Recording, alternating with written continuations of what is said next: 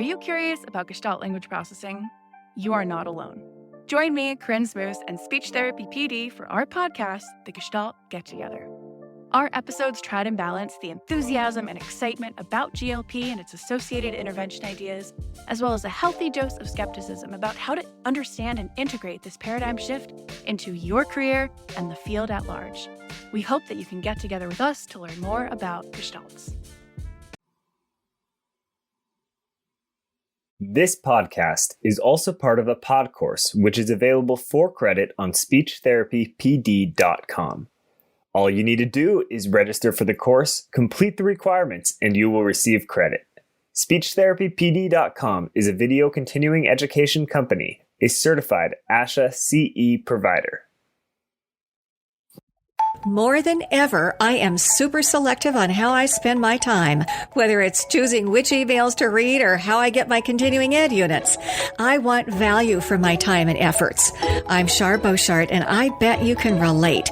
So when I say I get my CEUs from speechtherapypd.com, just know their speech language videos and pod courses are practical and totally worth it. And right now, you have the exclusive opportunity to pay less for the subscription than I did. Okay? Memorize this discount code. It's CHAR, C-H-A-R. Just go to speechtherapypd.com, subscribe, and at checkout, type in what?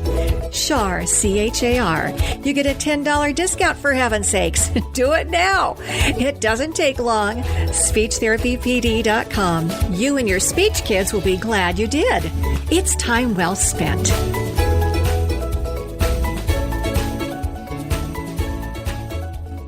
Welcome to the Speech Link. I'm your host, Shar Beauchart, and I invite you to listen and learn practical strategies from experienced experts to take your therapy to the next level. Do you work on vocabulary with your language kids? Sure you do. Do you work on morphology with your language kids? Maybe, maybe not. You know, it's like morphology is this super important but little known, little talked about component of, well, vocabulary. Many of us tend to think of morphology as something critically important in decoding and reading, and it is. But knowing and using appropriate and correct morphological prefixes, suffixes, and root words is important in oral communication as well. Got your pen and pen ready? Let's dive into the field of morphology and see what we can do to help our kids. Cathy Alexander is my guest today. She's an experienced speech-language pathologist who has worked in the public schools as well as in private clinics for 20 plus years.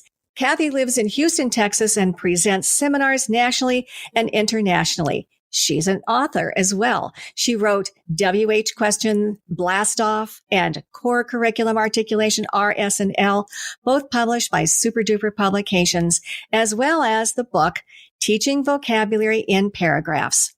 Previously, she spoke with us on vocabulary, but today she shares her knowledge about morphology. Check out Cathy's website at kidsvocabulary.com.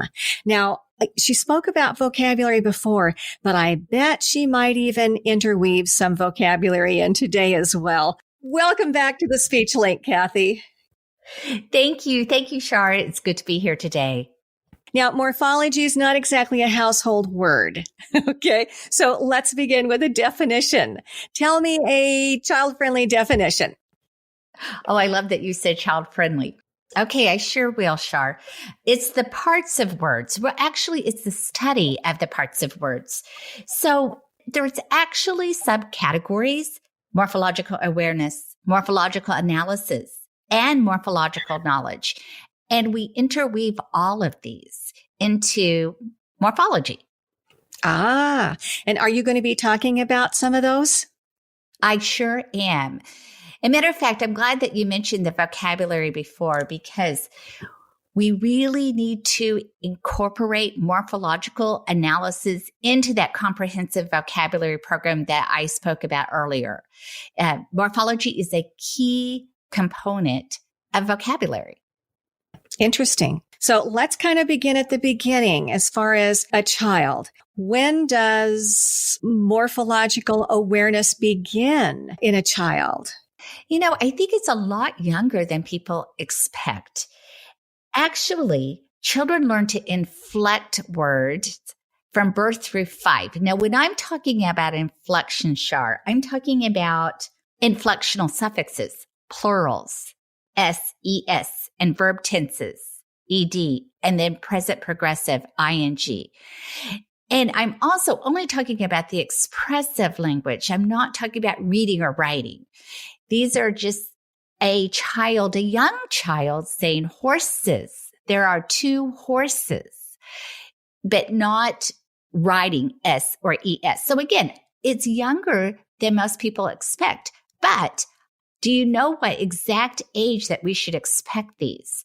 Do you have a guess, Shar, on how we would know that? When should these inflectional suffixes should come in? What age? Do you know? Wow. I don't know. I'm thinking early on, like maybe 3. Well, it's the Brown stages of morphological development. Do you remember that? I remember. We used to do those language samples? Yes. Okay. Well, I first always associated the Brown stages of morphological development with a language sample. I always thought, okay, I have to do a language sample to use the Brown stages of morphological development and code it. Well, then over the past 5 years, I've really realized that is the order in which most children acquire these morphemes. So I have it just on my desk. It's laminated and it's great because it tells me things like, okay, present progressive, it usually occurs 19 to 28 months. So if I get a child that is 3 and they do not have their present progressive, I can look at that and say, hey, 90% of the kids acquire present progressive ing 19 to 28 months. So be sure to print it out. You don't need to memorize it, but have it handy. It's great for informal assessment and therapy. It's going to guide our treatment decisions. Sounds good. And you have that on your desk. Where could we get that? I do. Okay. If you just Google the Brown stages of morphological development, it'll come up. It sure will. Brown's stages of development. Sounds good. And it's a great handout for parents as well. But like I said, I keep it there. I laminated it.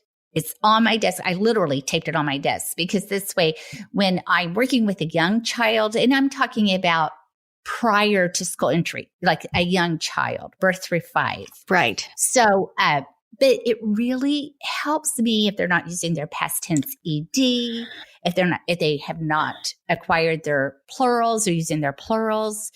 I can look and see, okay, this is when 90% of the kids acquire between these ages. So if they have not acquired them by that age, we definitely need to target that in treatment. Yes. You're talking about targeting and doing treatment. What are some things that you can do with young children to facilitate this morphological awareness and use? Okay.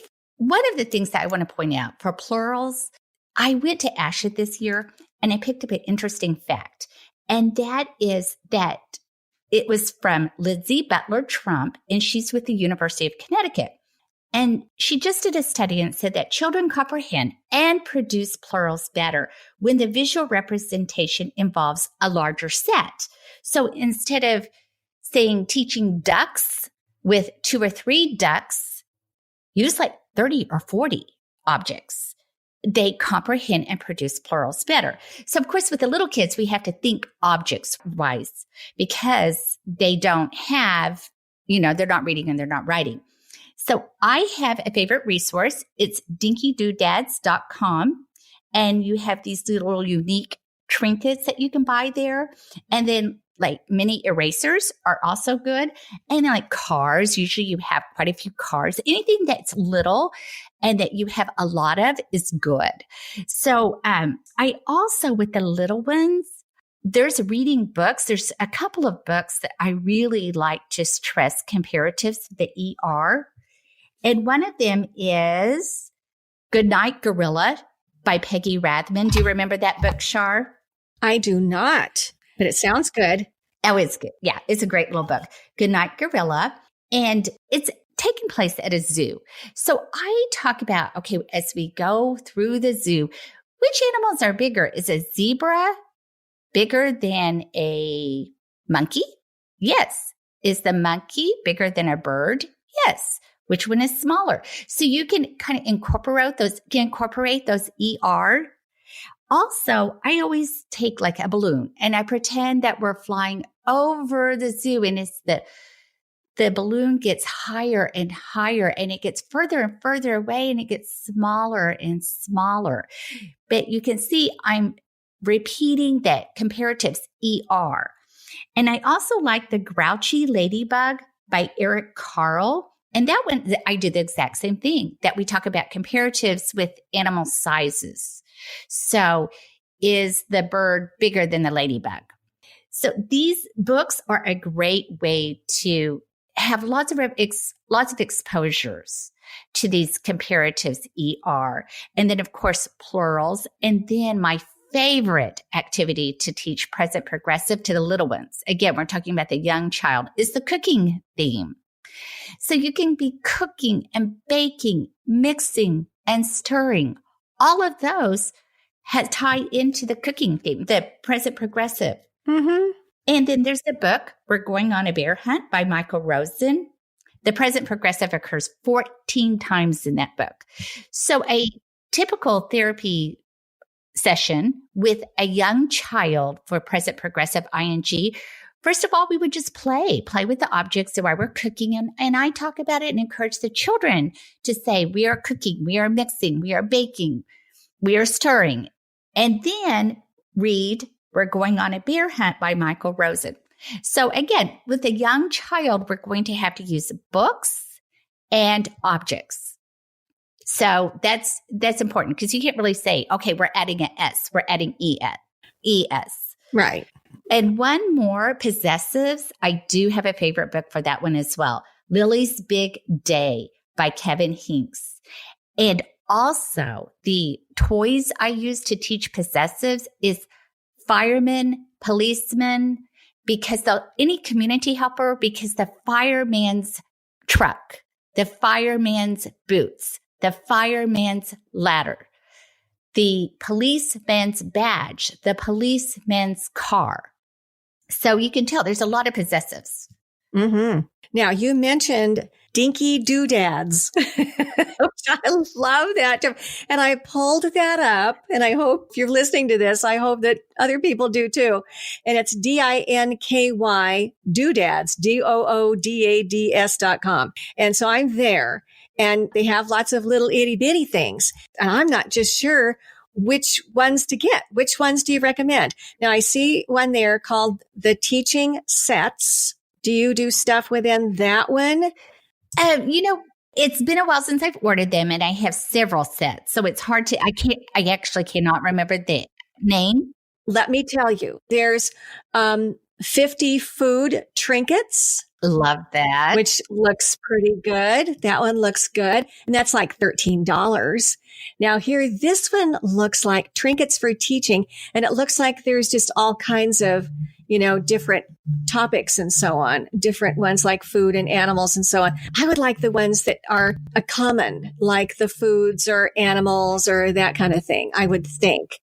Yes, those are great, because also you can categorize those. So when we're talking about vocabulary, which we talked about in our other podcasts, word sorts, object sorts, those are great for that, categories. And they don't take up hardly any space. And you can just name them also for vocabulary. Those are great for just naming, making sure that the children know the names of each trinket. They're small, and because they're little, the kids love them. They just, I think because they can hold them in their hand, they can touch them, they're great. I absolutely love dinkydoodads.com. Yes. Oh my gosh. Okay. I'm in animals, birds, and bugs. There's one on animals and sea life. There's one on miniature dogs, dinosaur babies, baby animals. Yes. Oh, and these are cute. Backyard buddies. Backyard Buddy buttons. And there's like a skunk and a squirrel and, some good S ones there. Playful puppies. Oh, that'd be good for like peas as well. Winnie the Pooh, but those are cute. Woodland holidays. Oh, these are great. I love. So the miniatures, are they what? Maybe an inch? Yeah, about an inch and a half, I think. But like I said, the kids love them, and it's excellent for teaching plurals because we can talk about, I can grab a couple of bags that we can talk about plurals. And remember that fact I picked up at ASHA this year is that the larger the number in the representational set, that they will comprehend and produce plurals better. So before I was using them for sorting, for word sorts and categorization, and then naming things. But now I use them for my plurals. So they're great. They're addictive. Yeah, I love them.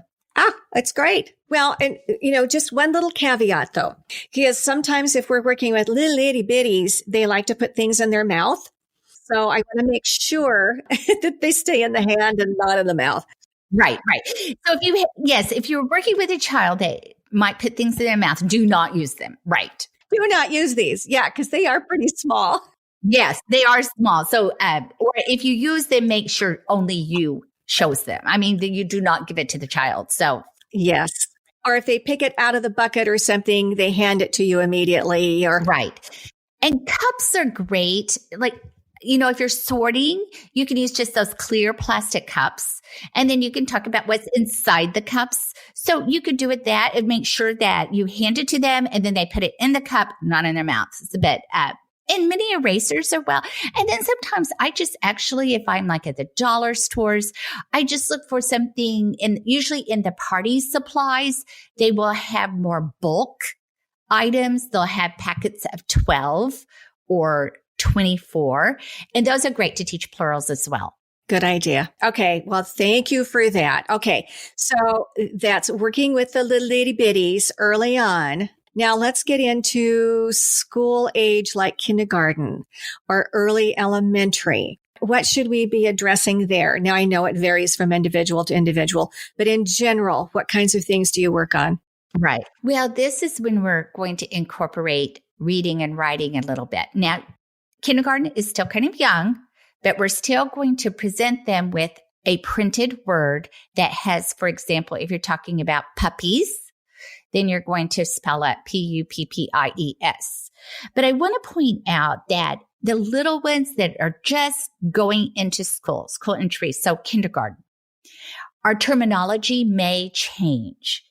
You may be calling the word endings, and then later on when they're in second grade, you're going to change your terminology to say suffixes. So I wanted to point that out.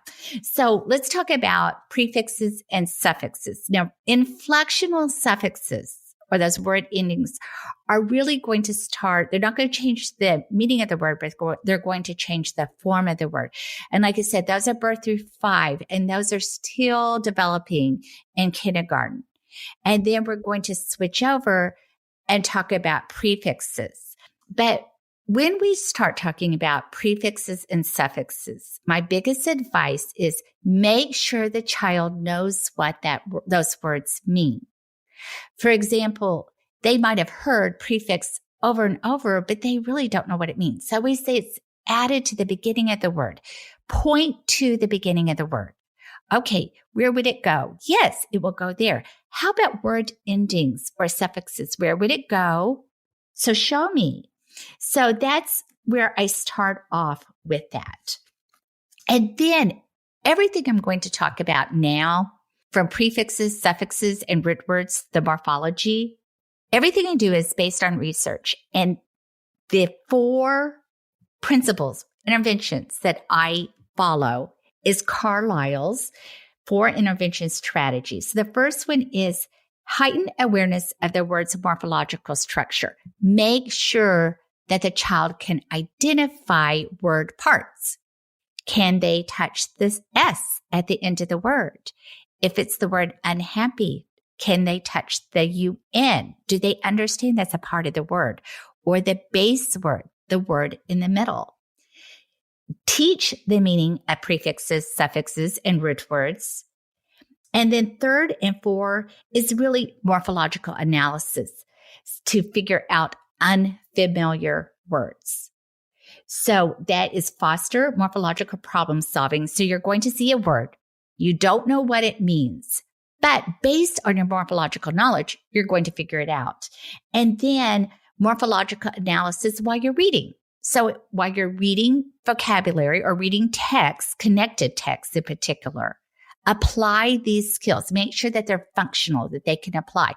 They're reading a book and then they're seeing a word that, oh, I don't know what that means, but I do know that means no. So I can figure this out. So all of the activities that I'm going to talk about are based on these 4 interventions. Okay, now let me stop you there. Yes. This is based on the visual print language piece, right? Right. And if I can remember all the way back to number 1 of Carlisle there. Oh, good, good. Yeah. You were talking about a child being able to point it out. Yes. On the page. Okay. Is there a step prior to that with our kids? And because somewhere along the line, yes, we need to transfer this to, oral language. But are you also adding that auditory piece, the auditory awareness of just being able to hear that there are parts of a word, that there are syllables in the word, or that there are sounds in the word? Are you also working on the differentiation between the syllables and the sounds and that kind of thing? Are you adding that auditory component, I guess is what I'm asking. Yes, absolutely. Teachers are going to be talking about syllables too. But one of my favorite activities that I like to do is called listen and repeat. And this is going to target exactly what you're talking about, Shar, that I am going to say a word such as uneven. And then I'm going to say uneven and then uneven, unfair, unfair, unload, unload. So we're going to be talking about breaking words apart. And one of the ways that I like to talk about breaking words apart is building words so they understand that words can be made up of word parts. And for the young children, I start off with compound words. In kindergarten, cow, boy. Look, you add those together and it's a cowboy. Cow, girl, you add those together, it's cowgirl. Dog, house, it's dog house. And then after they get a firm understanding that you can add word parts together to make new words, then I start adding things like the prefix un. I usually start with that one because it is the most common prefix. So we're going to see this very young. It's the most frequently used prefix un. So I hit un hard, and then I also target re. Re means again because it's the second most frequently used prefix. So un and re are the 2 most frequently used prefixes. So I start them earlier than you think. How early? 1st and 2nd grade. Oh, 1st and 2nd grade. Okay. Yes, I do. Ken Apple did a study, and it says that we are waiting too long, that we need to start morphological intervention earlier than we think, because really by 4th and 5th grade, children are expected to read unfamiliar words based on this morphological knowledge. Well, if by 4th and 5th grade, they are expected to read these unfamiliar words, we better start laying that foundation as young as we can. Mm-hmm. And I always start with the most common, and the most common suffix is SES plural. And then second most frequently used suffix is ED, the past tense ED. And the third one is the present progressive ING. So that's really what I target. I target the 5 most common prefixes and suffixes. Un and re. Then the next one's like IN, IM, IL, IR. It's a lot of them that mean the same thing. Right. So those are a little bit harder to teach, but actually prefixes are more straightforward to teach than suffixes. Prefixes you can actually memorize. You can teach. Un means not. Re means again. Pre means before. Sub means under. Where suffixes, they can take a noun, like for example, FUL, the suffix FUL, it turns nouns into adjectives. So it's broader. It's just not as straightforward. So I am not a fan of flashcards, but I do use flashcards and try to make them really fun, because memorization of what the prefixes and root words mean will benefit the child, because we want them to look at a word, automatically know pre means before, preschool, before school. So we want that automatic, oh, I know what that means, and then plug it in. But suffix is really not the case. I mean, we have to talk about it, like in general, like, okay, you're describing a dog and he's helpful and he's careful. So those flashcards are not as good, but of course there's many, many activities. Listen and repeat is one of the activities I use. And then word sorts. I actually like word sorts. This is the one that, okay, you have maybe a pile of 10 words that begin with the word, this prefix pre. Then you have 10 words that begin with the prefix sub. Okay. And are these words or are they pictures? You could do either one. I'm actually talking about words, but you could do pictures. And because there's some kids you might want to do pictures with. But I actually do have a favorite resource that I have. It's my go-to book. It's called Words Their Way, Word Sorts for Syllables and Affix Spellers. It's marketed by Pearson. And actually the book is divided into 9 units, but it has 58 word sorts in it. Unit 8 is going to focus on affixes, and affixes, I mean prefixes and suffixes. So I actually just copy a lot of my word sorts from there. And then I use cups. You can have them glue them on, but what I do is I print them out on cardstock paper. I cut them apart, and then I lay them out in a big pile. And usually I target 3 sets, like pre, dis, sub. So words that start with pre, words that start with sub, words that start with dis. So I have 30 words on my desk or on our table, and I have 3 cups. So we talk about, okay, look, this word is prepay. Which cup would it go into? Pre. So we sort first. That's important to know. You're not really going to talk about the words yet. You're just going to sort. Oh, these all have the word part pre. These all have the word part sub. Then after you sort them, then you take your cup out and you say, oh, prepay. What does that mean? It means you paid before, right? You've already prepaid for your tickets. You've already paid them before you went to the movie. Then you discuss it. It will help generalization. The nice thing about not having them actually glue it down is because I have these, I keep them in my little Ziploc bags and have some cups, and then I don't have to do any prep. I just have them close by.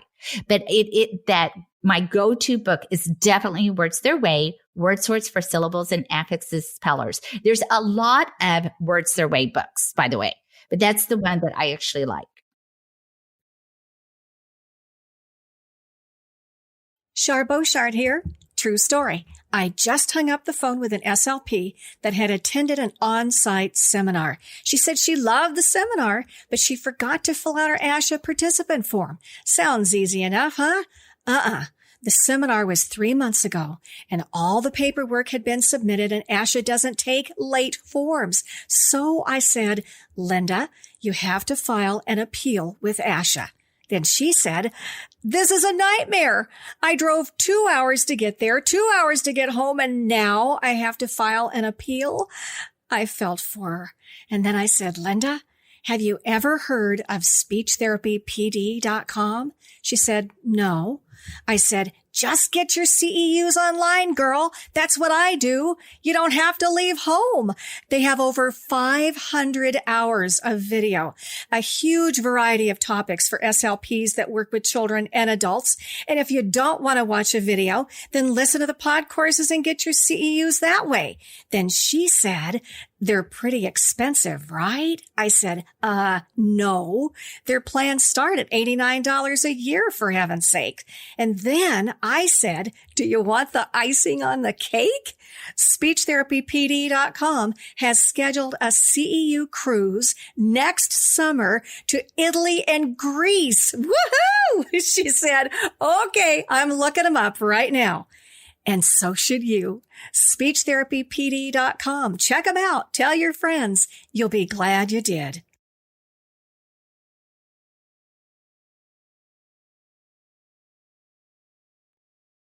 So how do you teach irregular plurals and regular plurals? I mean, they're not only spelled differently, obviously, but they sound differently. I mean, you have dogs and then you have dishes. Yes. Yeah. Well, right. And plurals, you're right. S and ES. Yes. Like horses. With those, I teach them together, the S and the ES. I just say one is ES, but I make sure that they have lots of exposures to both boxes, foxes, dishes, and horses. And then as well as cats, books, the S and ES. As far as irregular plural, I have a whole picture, like a notebook that I have goose, geese. I have the irregular plurals and I have about the top 30 and we just go over them and over them and over them. Lots of exposures because they really do not, there is more than one. Let me back up a little bit. First of all, when you're teaching these S and ES, you need to make sure that you associate the meaning with the grammatical form. So for example, if I have a cup of dinosaurs and I have 30 dinosaurs, I'll say, yes, these are dinosaurs. There is more than one dinosaur. Here is a dinosaur in another cup. Or I have 2 cups of rings. Here's one ring. These are rings. There are more than one ring. There is more than one ring. So that associating the meaning with the grammatical form is very important. And I don't know if most SLPs really realize that they need to do that directly, explicitly teach that. That happened yesterday for past tense ED. They jumped over the sidewalk. They already did that. They already did that 2 hours ago. Associate the grammatical form with the meaning. However, for that, so here's a mouse and these are mice. There is more than one mouse. We call them mice. So for those, it's mainly just memorization. I just have a separate notebook for the irregular plurals and say, okay, that's not going to follow the rule. That's not going to follow the SES. We have different names for these. So you basically, I have pictures associated. Here's a mouse. There are mice. I have deer.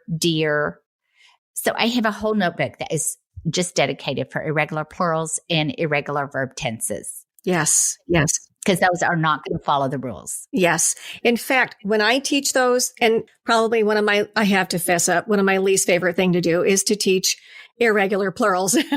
But I don't bring in the rule orientation. I bring in that it's intuitive. You hear it, you feel it, you say it, what sounds right.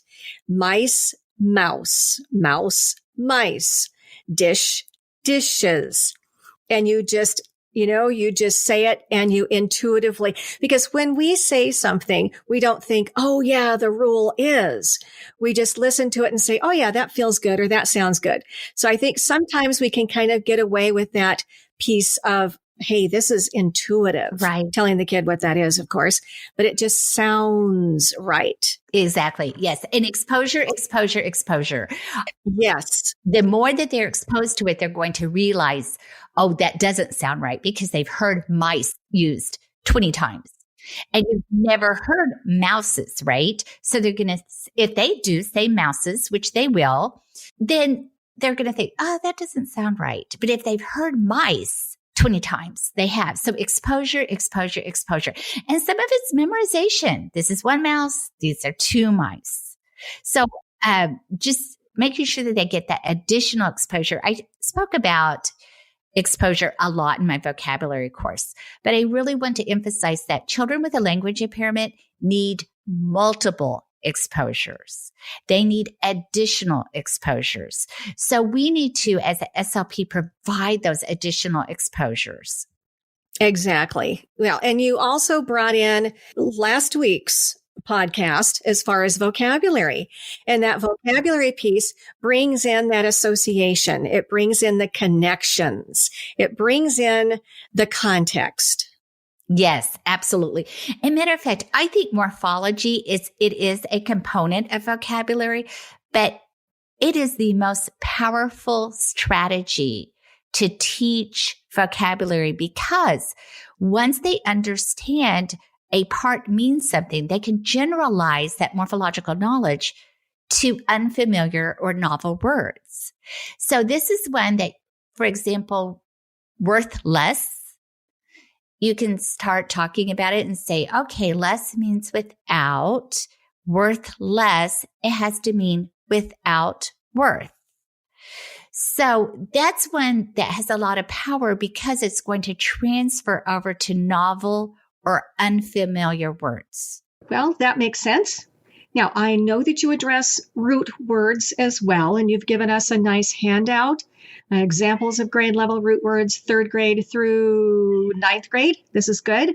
Tell us about root words and what we need to know to help our kids learn root words. Root words is actually my favorite of all of them. First of all, I want to make sure that everybody knows the difference between a root word and a base word. A base word is a word in its simplest form. So bake, not baker, not baking, just the word bake. A root word is a group of letters that mean something. Bio means life. So there is a difference. So I just want to make sure that that's clarified. And for root words, you really have to memorize them, right? Bio means life because you want it to become automatic. But here are some ways that we can actually memorize them. You can use the flashcards. And like I said, I'm not a fan of flashcards, but I do use flashcards for prefixes and root words because I want it to become automatic. And I try to make it fun. Okay, let's see how many sets of flashcards you can do in 30 seconds. Oh, wow. And also you can take baseline data on that too. How many did they know on this session? You teach it for a couple of weeks. Okay, now let's see how fast they can do it and how many they know. So, and another one is they can match the definition to the words. So, and then multiple choice. What does bio mean? You give a choice of 3 or 4. And fill in the blank. Bio means I usually help them out. Like L means life. So those are some things you can do. But actually, what I like to do, this is how I like to teach a root word, is I'd like to take one root word. And I'm talking about lots and lots of exposure here. So let's take the root word graph. Graph is typically a 3rd or 4th grade root word. Usually they're exposed to it in 3rd to 4th grade. And it means to write. So I just think of all the things that we can do with the word graph. Make an autobiography. They like to write about themselves. And it doesn't have to be like a formal autobiography. They can say where they were born, how many is in their family, what are their favorite hobbies, what do they want to do when they grow up, things like that. And then we could just talk about it and say, that's basically an autobiography. You are writing about yourself. Calligraphy, of course, they don't have to do real calligraphy, but they can write their names in fancy letters or write their initials if they're not able to write their names. And then biographies. They're written about other people. And I do prefer picture-based biographies because, one, they're less intimidating. The children don't have to read as much, and they're usually perfect for 30-minute sessions, whether you are in the classroom or in the therapy session. I like Neo Leo, and it's about Leonardo da Vinci, and A Wizard from the Start about Thomas Edison. So what I do is I take a root word and I think of everything we can do about that with that root word. And graph also, I buy graph paper in August, right before school starts, and it's really cheap. It's like a notebook of it. It's about 88 cents. And then I use it, I give the children that, and then I say, okay, we're going to write our numbers on the graph paper because in math, we often use graph paper to write. And let's take another one. For example, ASTR means star. So we can talk about astronauts, astrology. You can look at the Big Dipper, asteroids. I like the book, The Magic School Bus, Lost in the Solar System. It explains scientific terms in a really child-friendly manner, and it usually has great pictures that goes with the word. So basically, photo, I have another favorite here. Photo means light. Well, our main source of light is the sun. So you can talk about photosynthesis, and you do not have to have the child label every part. As long as they know the sun is the main source of light, photosynthesis is talking about a sun, and then a plant and how the plant uses the light as an energy source. So have them draw a sun, have them draw a plant, and talk about photo means light. Oh, I keep having favorites here. Another favorite is Ject. I love animal poppers, and they have all these cute little animal poppers. They have shark animal poppers. What I'm talking about is the little animal with a ball in its mouth, and you squeeze it, and then the ball pops out and it ejects. So if I am teaching the word ject, I have them eject the balls, and they have to say it when they squeeze. They have to say eject, eject. So I take a particular root word and I think of all the activities that we can do with that root word. At the same time, I'm repeating what it means constantly. So struct means build, construction, obstruction. Instruct, you're building someone's knowledge. So the important thing is to have activities that the child likes and then repeat what it means over and over and over so they can get to the point that they can look at the root word and say, hey, I know what that means instantly. Okay, so I'm thinking we have moved on from third grade plus as far as activities, right? Because you brought in a lot of books and so on and talking about science, and you could probably do the same thing with social studies and math and so on, so that you're kind of looking at some tier 3 type words that are really focused specifically on curriculum topics. Is that kind of where you're headed for that grouping for third grade on? Yes, exactly. That's really exactly. Third grade on, but actually middle school and high school, the kids are going to transition into content area text. They do this in elementary too, but more so in middle school and high school, that you're going to have your science textbook, your social studies textbook. But this is a good time to talk about content area prefixes, content area suffixes, and content area roots. So in elementary, I focus on the most frequently used prefixes and suffixes. And then I also have, as a handout, I have made a list of root words for third grade, fourth grade, fifth grade, so on. And these are the grade levels that these root words are going to be exposed to these root words. It is not a comprehensive list. And just because you might see that bio was introduced in third grade, they are going to see it in fourth grade and fifth grade and sixth grade and so on. So it's just the grade level. They're usually introduced. And again, it's not comprehensive. So anytime you're working with a child and you see, oh, okay, they are working with this particular root word and they're in fourth grade, add it to the list. So, but when they get into middle school and high school, this is when I really break away from the most commonly used prefixes and suffixes. And we talk about content area roots, content area prefixes, content area suffixes. So for example, port. Port means carry. So you might see that in science, social studies, or math. So equa means equal. So in science, you're going to have the equator. In social studies, the scales of justice, because we need to treat everyone equally. And then math, an equation. So another one, para. Para means beside. Now I'm talking about middle school and high school, and I'm talking about content area, which is science, social studies, and math. So para meaning beside, you can have paraphrasing. that you're rewording it beside. You have a paragraph and next to it, you're going to rewrite the paragraph, but it's still very similar. Paramedic, that's one of my favorites to teach because you're beside the medical person, right? You're working with a medical person. They might not be there right there. An EMT and a paramedic might be the first one on the scene, but the paramedic is really working beside the medical, with the medical. And what I like to do on that one is I do similarities and differences between a paramedic and an EMT. And then math, parallel. First of all, you think, a parallelogram. But then I have students name things. We just look around and see what else parallel, like a fence post, jail bars. That's the one I got the other day, jail bars. I was like, well, yeah, those are parallel.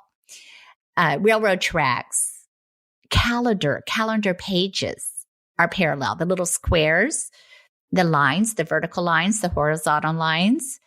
So it really changes from middle school to high school. It's more difficult. And the science prefixes and suffixes and root words are very difficult. But I directly teach this. I teach them, okay, para means beside. We're going to talk about math today, parallelogram. It's explicitly teaching. Nothing is implied. And once they have that and we drill it and we go over and over and look at pictures, expose them in a variety of meaningful contexts, like, I do see how that is. They're side by side. Then it's going to transfer over back into the classroom or when they're talking about it, because it's difficult. Those middle school and high schoolers, it's difficult. They're going to encounter a lot of polysyllabic words.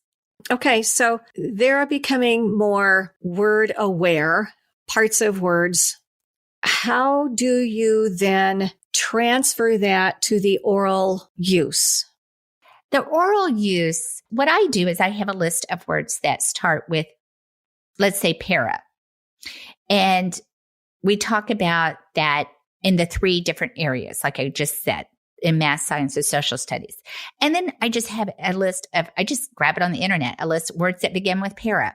And then we just talk about the words that are going to come up.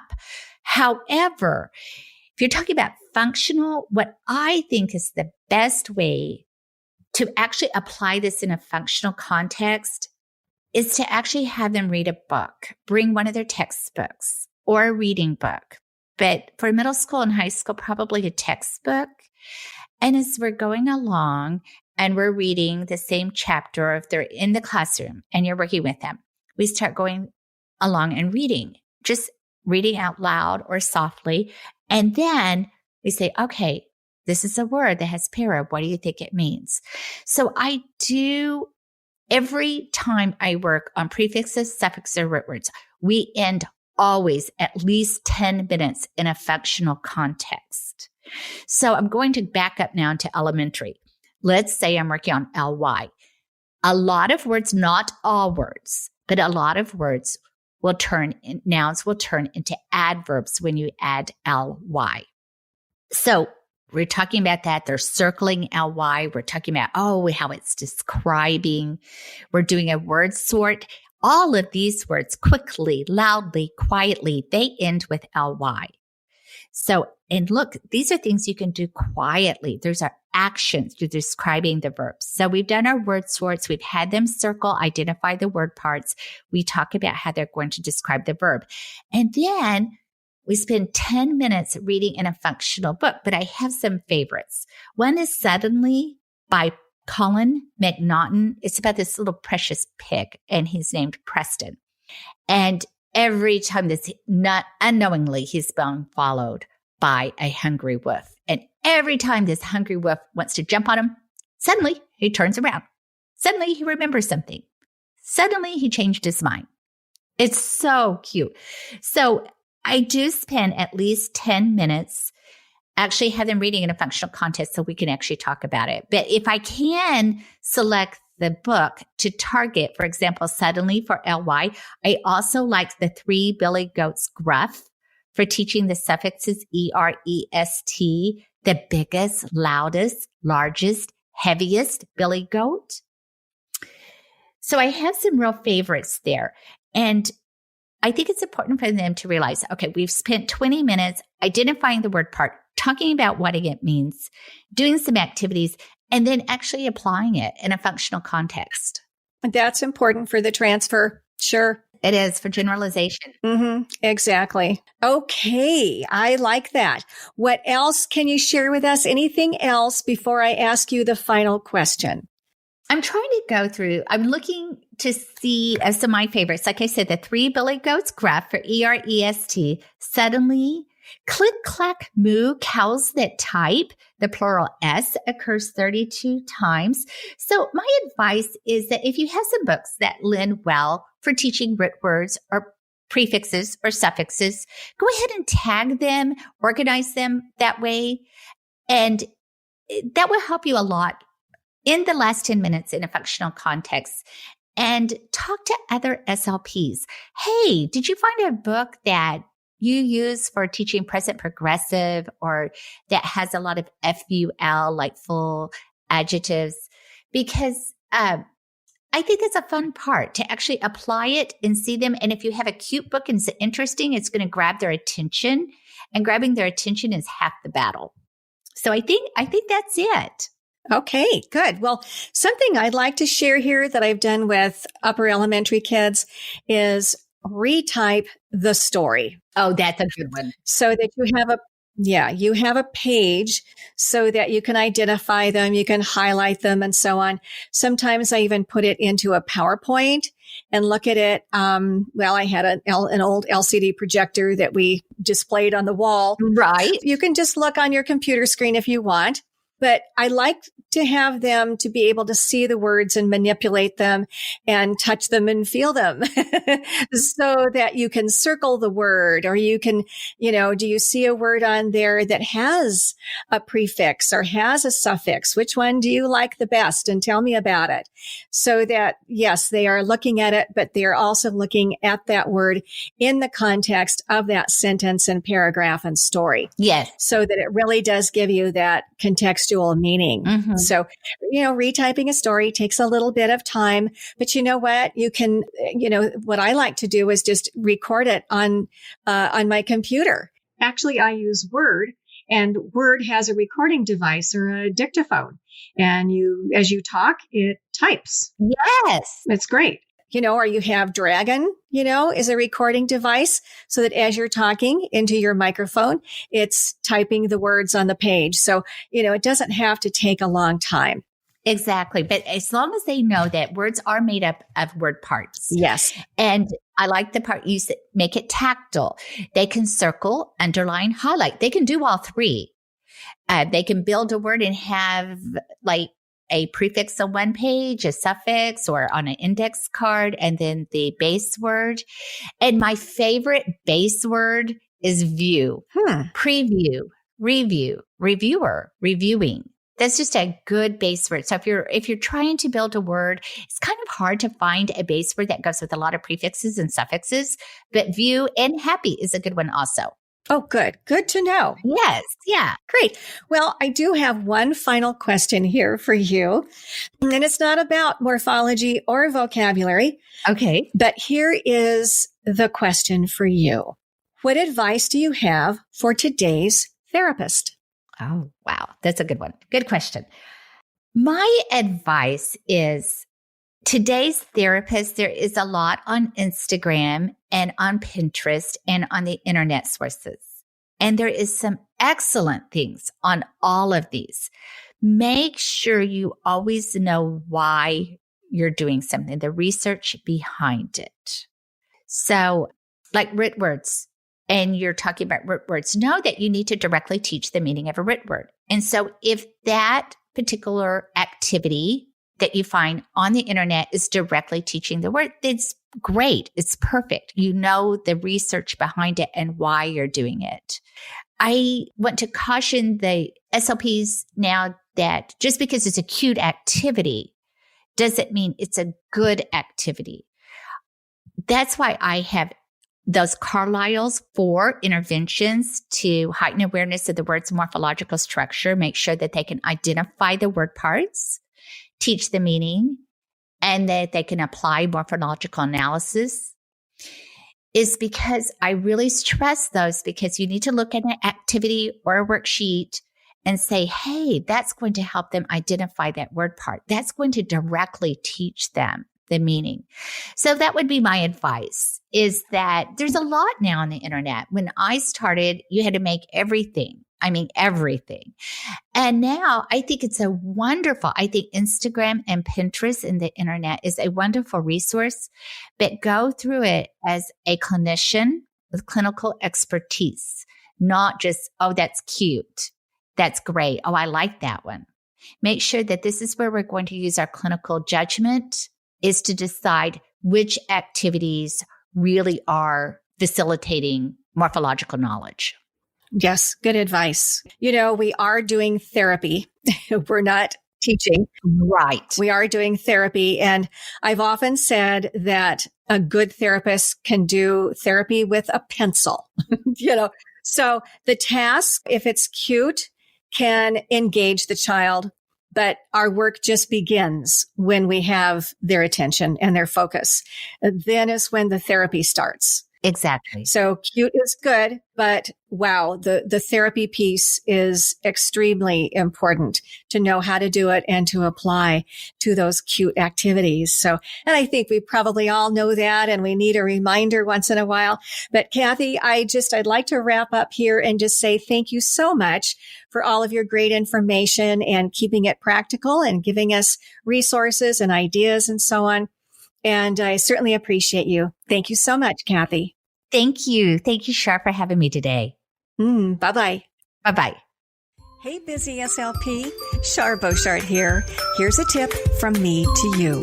Every week, become a lot more informed. Sign up for Therapy Matters at charbeauchart.com. It's free. Learn our tick and language tips and techniques and tons of ideas for making your school therapy life easier and more effective. I've been a therapist for 30 plus years, and I love to share what I've learned. Sign up for Therapy Matters, read it or listen to it at charbeauchart.com. You'll be glad you did, because the therapy that you do matters. Sign up now. Thank you for listening to the Speech Link. Please check out my other offerings at my website, charbeauchart.com, and also speechtherapypd.com. See you next time for more interviews, information, and insights. Until then, thank you so much for all that you do with your speech kids. Be well, and God bless.